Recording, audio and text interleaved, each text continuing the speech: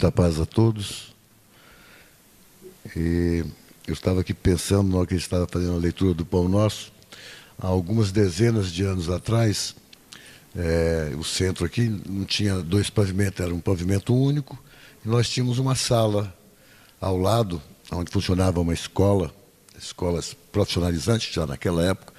Eu sempre digo que nós fomos piorando através do tempo, porque nós tínhamos muito mais atividades aqui na casa, eu digo, atividades em benefício daqueles que mais necessitados.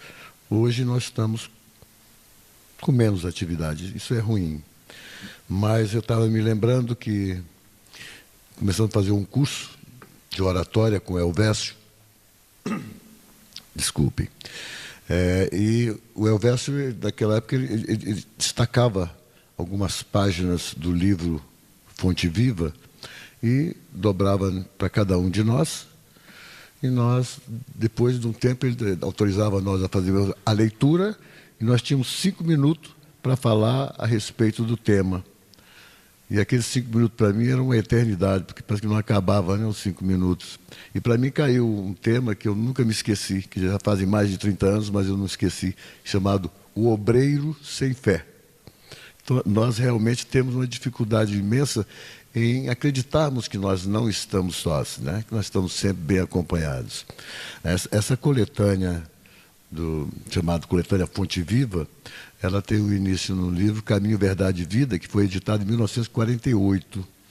Depois nós temos o Pão Nosso, 1950, depois Vinha de Luz, em 1952, e o Fonte Viva, que é o último, foi editado em 1956. E vale a pena realmente nós fazermos a leitura dessas coletâneas, porque ela nos facilita o entendimento dos evangelhos. E nesse caso de hoje nós vamos falar justamente do capítulo 33 do livro, a lição número 33 do Fonte Viva, Erguer e Ajudar. E eu vou ter que ler porque não dá para a gente guardar tudo isso na cabeça assim de uma hora para outra, né? Ainda mais a cabeça que vai ficando mais velha, vai ficando mais difícil. Diz que isso é brincadeira. Nós não tem esse negócio de o Alzheimer, se cada vez que nós temos a compreensão, eu estou esquecendo muito, eu vou na cozinha, já não sei mais o que eu ia fazer. Quando nós lembramos disso, significa que nós não estamos nem caminhando para o Alzheimer, porque nós estamos ainda lembrando que algo nós íamos fazer. No Alzheimer, realmente, a pessoa não tem lembrança de nada. Erguer e ajudar. E ele, dando-lhe a mão, a levantou. Atos dos Apóstolos, capítulo 9, versículo 41. Muito significativa a lição dos Atos, quando Pedro restaura a irmã Dorcas para a vida. Não se contenta o apóstolo em pronunciar palavras lindas aos seus ouvidos, renovando-lhes as forças gerais. Dá-lhes as mãos para que se levante. O ensinamento é dos mais simbólicos. Observamos muitos companheiros a se reerguerem para o conhecimento, para a alegria e para a virtude, banhados pela divina claridade do Mestre. E quem pode levantar milhares de criaturas para a esfera superior? Quem pode levantar milhares de criaturas para a esfera superior. Para isso, porém, não bastará a predicação pura e simples. O sermão é realmente um apelo sublime, do qual não prescindiu o próprio Cristo. Mas não podemos esquecer que o celeste amigo se doutrinou no monte. Igualmente, no monte multiplicou os pães para o povo esfaimado, restabelecendo-lhes o ânimo. Nós, os que nos achamos mortos na ignorância e que hoje, por acréscimo de misericórdia infinita, já podemos desfrutar algumas bênçãos de luz, precisamos estender o serviço de socorro aos demais. Não nos desincumbiremos, porém, da tarefa salvacionistas simplesmente pronunciando alguns discursos admiráveis. É imprescindível usar nossas mãos na obra do bem. Esforço dos braços significa atividade pessoal. Sem o empenho de nossas energias na construção do reino espiritual com o Cristo, na Terra, debalde alinharemos observações excelentes em torno das preciosidades da Boa Nova ou das necessidades da redenção humana. Encontrando o nosso irmão caído na estrada, façamos o possível para despertá-lo com os recursos do Verbo transformador. Mas não esquecemos que, para trazer de novo a vida construtiva, será indispensável, segundo a lição de Pedro, estender-lhe fraternalmente as nossas mãos. No Evangelho segundo o Espiritismo, no capítulo 13, que a mão esquerda não saiba o que faz a direita, nós temos no item 4 uma explanação em que ele nos coloca a história mais ou menos assim. Uma senhora que deveria ter posse em Paris, ela com frequência levava alimentos e outras necessidades a famílias mais desamparadas e mais necessitadas. E aí ela faz umas colocações interessantes, porque diz o seguinte, que ela, embora ela fosse uma criatura de posse, ela se apresentava com bastante discrição, quer dizer, se vestia discretamente, e ela fazia uma coisa que eu acho muito interessante. Ela levava a sua filha, uma moçoila, para que acompanhasse ela nessas atividades de caridade que ela fazia. Aí nós vemos duas coisas interessantes. Um, que ela está dando o exemplo para a filha, para que a filha pudesse dar sequência na vida dela em termos de melhoria. A outra é que, com a descrição, no termo de vestir-se, não causaria naquelas criaturas que estavam recebendo algo das mãos dela nenhum constrangimento. Isso me faz lembrar... Eu tenho uma irmã que é interessante, ela é super escandalosa em termos de vestir. É a única que é baixinha lá em casa, da minha família. Nós éramos 9 irmãos, depois ficamos só 6. Ela é baixinha, mas ela é extremamente escandalosa em termos de vestir. Então, coloca-se um monte de pulseiras de ouro, anéis de ouro e colares de ouro. E depois ela era técnica em eletroencefalografia. E eu dizia para ela sempre o seguinte: você não fica constrangida de pessoas humildes chegarem aqui para fazer um eletro e você está toda emperequetada assim? Será que isso não pode causar nas pessoas alguns constrangimentos? Seria difícil. Mas ela não mudou nada. Também a vida é dela.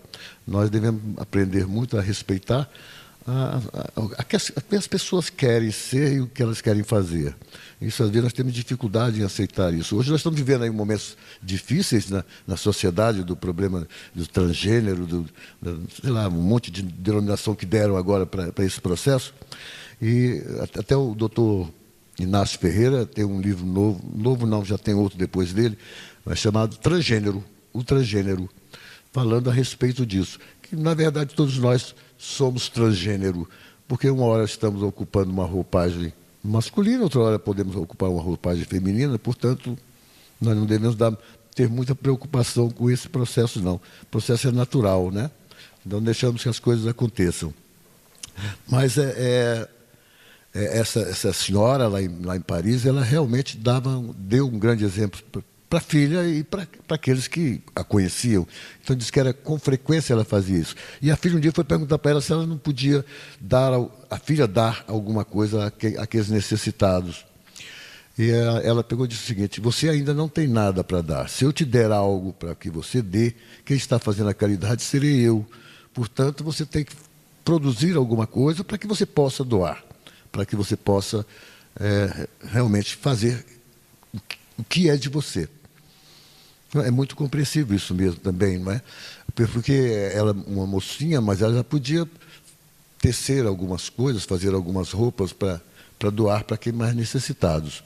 É comum nós, quando estamos num processo de uma grande catástrofe, como agora ocorreu em alguns estados brasileiros, mas principalmente em Minas Gerais,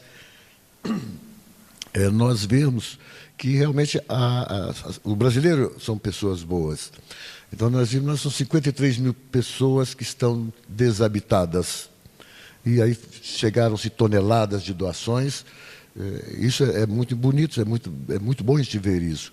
Porém, nós também temos que lembrar que enquanto existe uma calamidade e que é uma coisa mais ampla, nós temos aqueles que vivem ao abandono, que são solitários, quer dizer, que também são necessitados. E nós, às vezes, quando acontece uma catástrofe, nós acordamos para que da necessidade de sermos melhor, de doarmos mais. Porém, nós temos que lembrar que o processo não ocorre só nas catástrofes, né?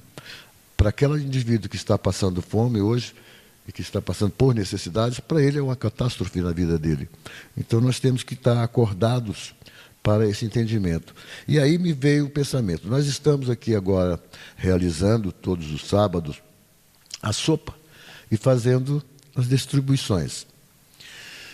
Eu tenho me comprometido em fazer, ajudo um pouco na cozinha, mas é muito pouco, e faço mais, a minha ocupação maior é na distribuição. E eu tenho aprendido muito com isso, porque eu tenho procurado os lugares mais necessitados, algumas invasões, e eu já fui sozinho, mas é meio perigoso também você ir sozinho, né? Você não sabe o que pode acontecer com você. Então eu procuro sempre buscar um amigo para que possa ir comigo. Não é necessariamente um amigo meu, não tem que ser espírita, não. Ele só tem que querer fazer, tem que ajudar, né? E eu tenho aprendido muito porque um dos rapazes, ele me levou numa invasão ali atrás dos postos, e ela foi, inclusive sábado, agora foi uma decepção para mim, porque ela foi derrubada durante a semana passada, ela foi retirada de lá pela AGFIS. Mas eu, quando fui lá a primeira vez, foi um colega meu, que foi comigo, que me levou lá. E ele me falou, contando o seguinte, que ali eram criaturas todas dependentes de drogas ilícitas, né? A maioria crack. E ele só... Eu falei, como é que você descobriu isso aqui? É porque ele falou assim, não, mas quando eu era usuário também, eu já tive algumas vezes morando aqui. Né? E graças a Deus ele conseguiu superar esse processo. Então a gente vê que... nós, fazendo uma reflexão a respeito dessa distribuição de sopa que nós estamos fazendo, eu tenho visto que nós estamos fazendo meio, não digo nem pela metade, talvez nós estamos fazendo aí 10%, 20% que deveríamos fazer. Porque o que eu questiono para mim, quando eu estou fazendo isso, é dizer, eles não têm fome só sábado. Então eu distribuir só no sábado significa que... significa de 7 dias na semana, um dia ele vai ter um alimento que a gente acha que possa ser melhor para eles. Bom, mas não importa. O importante é que a gente está fazendo. Mas o que nos importa é que nós não estamos fazendo essa segunda parte da lição, que é justamente levar o esclarecimento para essas criaturas. Diz que nós, ao passarmos por em qualquer lugar que há uma turbulência, nós podemos até não fazer nada, podemos virar as costas e ir embora, mas nós poderíamos fazer pelo menos uma coisa, fazer uma prece direcionada àquele processo que está ocorrendo. Isso já é uma forma de nós estarmos levando, de qualquer forma, algum tipo de socorro direcionado àquela situação. Então a gente pode fazer muito mais. Nós tínhamos que... Eu vejo o seguinte... Eu estive pensando esses dias que nós devemos realmente... Já tem algumas famílias cadastradas que recebem aqui a cesta básica. Alguns recebem também o gás. Bom, de alguma forma está sendo feito algo para aqueles que necessitam. Porém, eu me lembro que antigamente, já falei isso aqui uma vez, mas antigamente, quando a Neiva estava à frente do processo aqui, isso há muitos anos atrás, nós tínhamos algumas invasões ali depois da Estrada de Ferro. E eu me lembro que a mocidade, com a Neiva à frente, eles iam até lá nessa invasão, era uma invasão muito maior, né, naquela época. E fazia-se o levantamento e tudo, e tinha um sábado por mês que havia a distribuição da cesta básica, mas eles teriam que vir buscar aqui no centro. E antes de receber a cesta básica, eles ouviam uma certa explanação sobre a doutrina espírita, sobre o cristianismo. Então, isso eu acho que é importante. Não adianta nós levarmos e não darmos à criatura a chance de que ela possa vir se tornar independente dessa situação. Então, nós tínhamos que preocupar em termos alguns cursos rápidos, que fossem técnicos e que fossem eficientes para que aquela pessoa pudesse não necessitar de ficar ainda dependente de que nós acordemos para esse sentido de benevolência, de caridade, de nos desprendermos maior. Esses dias eu fui distribuir numa invasão que tem ali. A gente quando sai para procurar essas invasões, a gente descobre as invasões que ninguém acreditava nunca que existisse. E lá tem muitas crianças, não são muitos barracos, não são muitos não, mas deve ter uns 20 barracos, ou 30, máximo 30, nesse local. E eu vi o que é a preocupação de algumas criaturas. Não é só lá não, hein? Quando a gente entrega em alguns outros locais aí, o indivíduo chega e fala assim: você podia me dar 2, porque eu tenho um amigo meu que está vigiando um carro lá na frente e que ele vai chegar aqui, depois vai voltar e ele vai estar com fome, então você deixa uma outra para ele. Quer dizer, veja o indivíduo se preocupando com um amigo que está lá à distância, que naquele momento não pode receber a sopa. Então isso é bonito a gente ver que as pessoas são boas. Depende de nós acordarmos na pessoa a coisa boa que ela tem dentro dela. Porque as pessoas se tornam, às vezes, tão amarguradas com seus sofrimentos, com as suas necessidades, que parece que são pessoas que se tornaram ruins. Mas não são. São pessoas que apenas não foi despertada.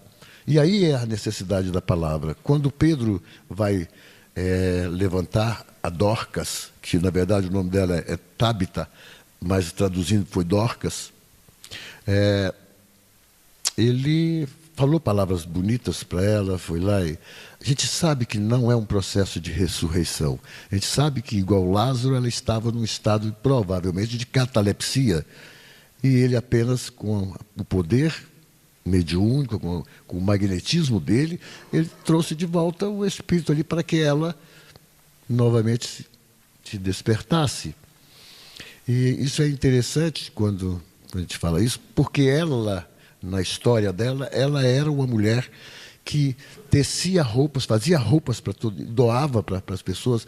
Então, ela era uma pessoa boa, uma mulher que se doava ao próximo. Quer dizer, então ela fez o quê? Ela adquiriu mérito. Através do trabalho dela, ela adquiriu merecimento. E através do merecimento dela, quando ela teve o processo da passagem, que ela entrou nesse estado de catalepsia, e a cidade de Jope ficava perto de uma outra cidade, que os discípulos sabiam que Pedro estava lá nessa cidade, que não era muito distante. Então, dois, olha, vai lá e chama Pedro, porque Dorcas morreu. E o Pedro chegou e, pela capacidade mediúnica dele, ele viu que não havia processo realmente de morte, mas sim de uma catalepsia. E, então, como Jesus falou com Lázaro, volte e tome conta do seu corpo, provavelmente Pedro também possa ter dito as mesmas coisas, né? Dorcas, volte e tome conta do seu corpo. Porque só há um desligamento completo quando realmente rompe-se aquele fio que nos liga. Enquanto não romper esse fio, não há um desligamento ainda total.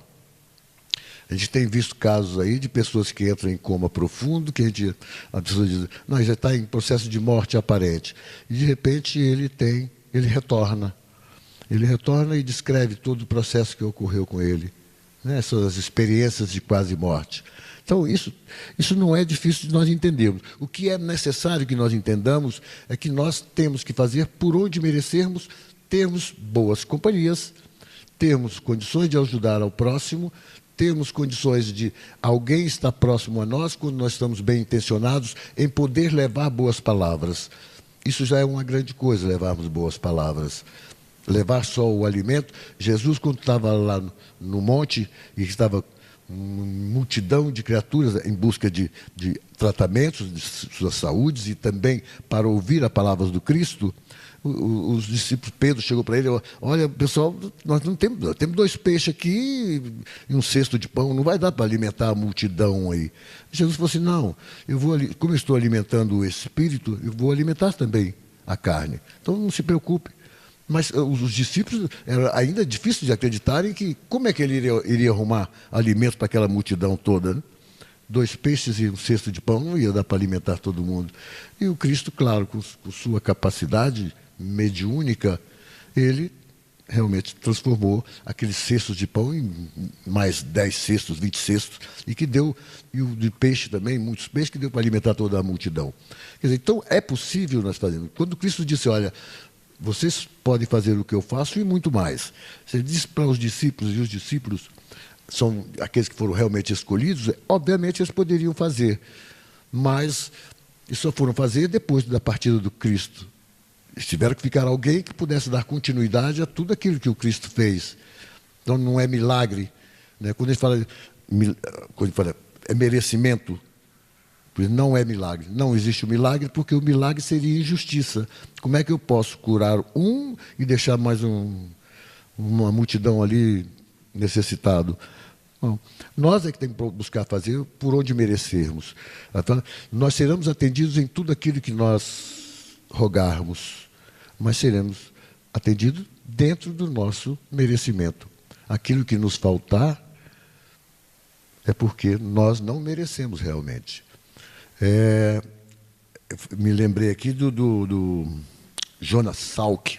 Jonas Salk foi um cientista que ele descobriu a vacina para poliomielite. E na época que ele descobriu, veja bem, quantas milhões, bilhões, a população que nós temos no mundo, quase todos eles vacinados para poliomielite. Quando ele descobriu, os outros, os mais próximos dele, falou assim: você vai registrar a patente? Ele pegou e falou assim: não. Mas, como não? Você vai ser um dos homens mais ricos do mundo com a patente da vacina que você descobriu.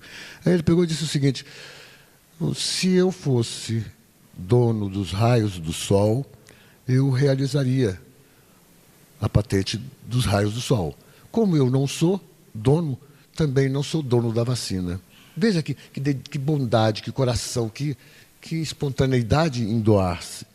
Então, isso é que nós devemos aprender. Isso que deve ser os exemplos para nós. Criaturas que são bondosas realmente, criaturas que se dão, que fazem para o próximo aquilo que nós gostaríamos que fosse feito a nós. Então, busquemos aqueles que puderem, que quiserem contribuir com esse processo que nós estamos realizando aí.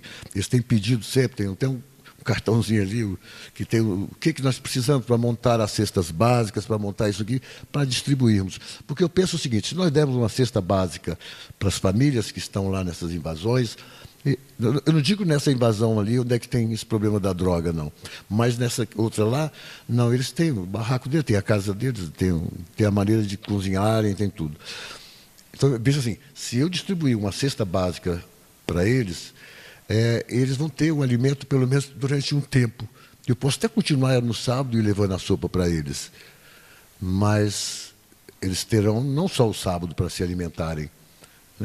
Aí você chega esses dias, eu falo que tenho aprendido muito, um menininho pequenininho chegou lá para mim e falou assim: me dá mais uma sopa, porque eu tenho que levar para o Luizinho. Aí eu: quem é o Luizinho? Por que o Luizinho não veio, né? Ele falou assim: não, o Luizinho é meu amiguinho, ele é muito pequenininho, ele gosta ele vai tomar uma sopa. Aí eu falei assim: meu Deus, aí, olha que solidariedade, né? Que preocupação dele com o amiguinho. Aí, sábado passado agora, foi uma menininha, lindinha menininha. Fiquei impressionado. O amigo que estava comigo ficou muito emocionado, que chegou a sair lágrimas nos olhos.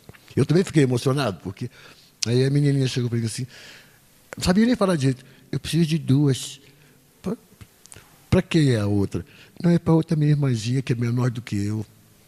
Então, são coisas muito bonitas que a gente vê nisso aí, não é? Então, mas só levar a sopa não nos adianta. Eu tenho que procurar fazer, pelo menos reunir aquelas criaturas e fazer. Nós podemos fazer uma prece antes de distribuir a sopa? Podemos falar algumas palavras rapidinho, 2 minutos, 5 minutos. Porque se nós não levarmos isso aí, nós estaremos incompletos. Nós estaremos, no mínimo, pela metade. Mas que nós aprendamos cada vez mais e possamos realmente nos tornar criaturas melhores e ajudar mais aqueles que estão em situação de maior necessidade do que as nossas. Muita paz a todos.